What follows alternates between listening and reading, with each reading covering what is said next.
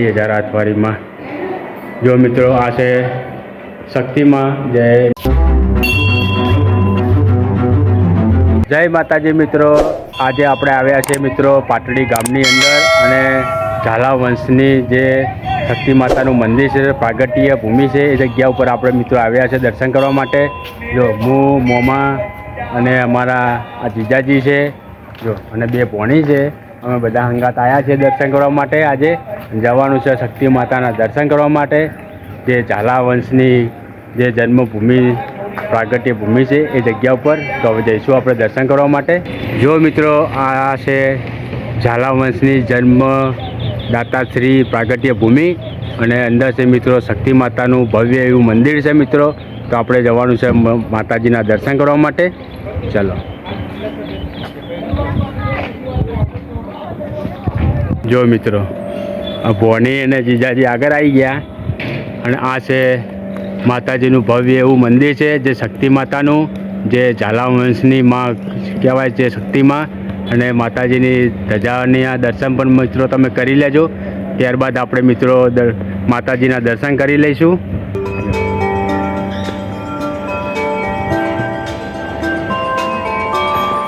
જય મા શક્તિમાં માડી।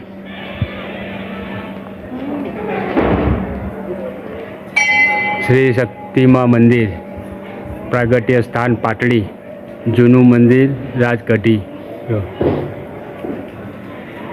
તો મિત્રો હવે આપણે માતાજીના દર્શન કરી લઈશું જે શક્તિમાના।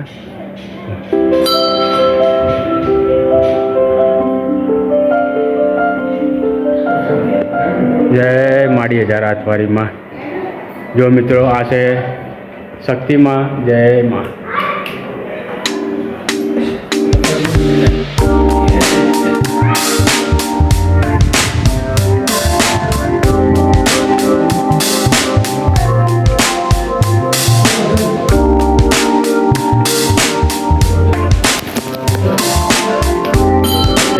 માડીમાં જય શક્તિમાં માડી।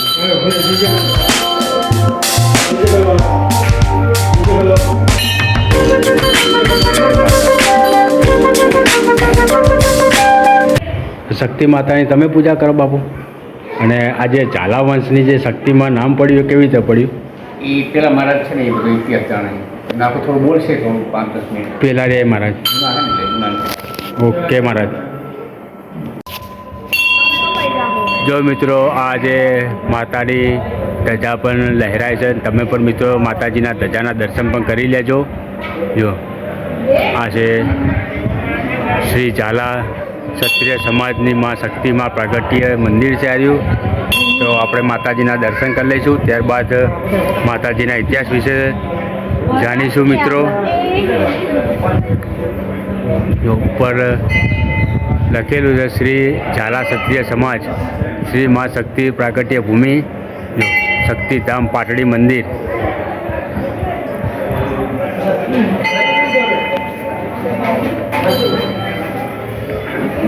જય માડી 1000 હાથવારી।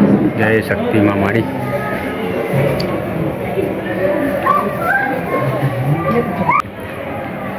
જો મિત્રો માતાજીના તમે પણ દર્શન કરી લેજો અને માતાજીના મંદિરમાં પૂજારી છે એ આપણને માતાજીના ઇતિહાસ વિશે જણાવશે।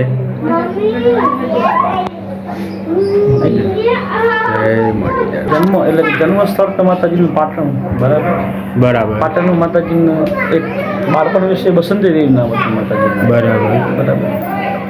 અને એ પછી પાટણના રાજ્યની અંદર કર્ણસિંહ વાઘરનું રાજ્ય ચાલતું હતું, તે એમના જે સેનાપતિ તરીકે હતા પ્રતાપસિંહ સોલંકીની દીકરી બા હતા। માતાજીનો જન્મ સોલંકીમાં થયો હતો અને ત્યાં એને મિલન હરપાલ દેવી સાથે, બરાબર બરાબર। પછી હરપાલ દેવી સાથે મિલન થાય છે, લગ્ન થાય છે। તે વખતે કર્ણ રાજાના રાજ્યની અંદર પાટણની અંદર બાબરા ભૂતનો બહુ ત્રાસ હોય છે, બરાબર। એટલે હરપાલ દેવ પોતે એ બાબરા ભૂતને વશ કરી એટલે રાજા એમને વચન આપે છે કે માગો એ આપું। પછી રાજા જે હરપાલ દેવ લગ્ન પછીની પાસે જાય છે, કહે છે કે માગો એમાં આમ કે આપું એમ કે। પછી કહે છે અમે જ્યારે લગ્ન થયું પછી આશીર્વાદ લેવા માટે જાય છે. પછી કહે છે કે હવે એક રાતની જેટલા ગામના ધોરણ બાંધી એટલા ગામ અમારા એમ કેમ. અને પછી પહેલું ધોરણ પાટલીમાં બાંધ્યું, છેલ્લું ધોરણ દીઘડિયામાં બાંધ્યું, કુલ ટોટલ 2300 ઘરનું ધોરણ બાંધ્યા માતાજી. બરાબર. અને ચૈત્રવદ તેરસના દિવસે માતાજી ધામમાં જઈને સમાઈ ગયા. માતાજીની અંતર્ધ્યાન તિથિ છે એ. અને કારતક સુદ એકાદશી માતાજીનો પ્રાગટ્ય દિવસ, બરાબર, એ પાટલીમાં મનાવવામાં આવે છે. બરાબર. ચૈત્રવદ તેરસ ધામાની અંદર માતાજીનો અંતર્ધ્યાન દિવસ મનાવવામાં આવે છે. આદિશક્તિ.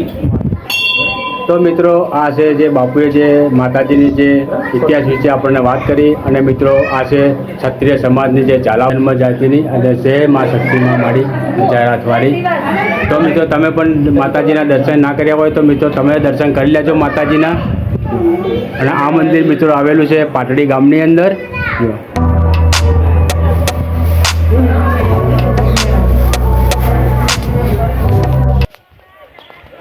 જો મિત્રો આ છે માતાજીની, અહીંયા તમે શ્રીફળ લઈને અહીંયા તમે વધેરી શકો છો માતાજીના શ્રીફળ. અને ચૂંદડીના શ્રીફળ પણ એકને જો લગાવેલા છે. અને આ છે વર્ષો જૂનો કૂવો છે મિત્રો, હજારો વર્ષ જૂનો, જોઈ લો. અને પેલી બાજુ છે મિત્રો વિશાળ એવું મોટું તળાવ છે, એ પણ આપણે તમને બતાવી દઈએ.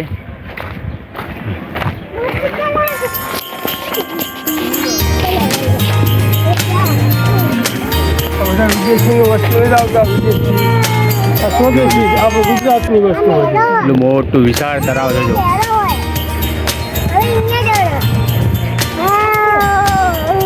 અહીંયા જવું ભોગળી એટલું નહીં ચાલુ. તળાવના કિનારે આ મંદિર છે જે શક્તિ માતાનું, જે ઝાલા વંશ જન્મદાત્રીશ્રીની પ્રાગટ્ય શક્તિ માતાનું મંદિર છે. આ રહ્યું જે પાટડી ગામની અંદર આવેલું છે. તમે મિત્રો પાટડી આવો તો શક્તિ માતાના દર્શન કરવા જરૂર આવજો. આજે પાટડી ગામની અંદર મિત્રો જે ઝાલા વંશની જે જન્મદાત્રીનું જે જન્મભૂમિ જે શક્તિ માતાનું જે મંદિર છે, એ મંદિર મિત્રો જે બાબરા ભૂતે એક જ રાતમાં મિત્રો 2300 ગામને મિત્રો તોરણ બાંધ્યા હતા. એ જન્મભૂમિ છે શક્તિ માતાની. અને એ મંદિરના આપણે દર્શન કરીને આજે હવે ઘરે આવ્યા છીએ. તો મિત્રો વિડીયોને વધુમાં વધુ લાઈક કરજો, શેર કરજો. ચેનલને સબસ્ક્રાઈબ ના કરી હોય તો મિત્રો તમે પહેલાં ચેનલને સબસ્ક્રાઈબ કરી દેજો. મળીશું ફરી એક નવા વ્લોગ વિડીયોમાં.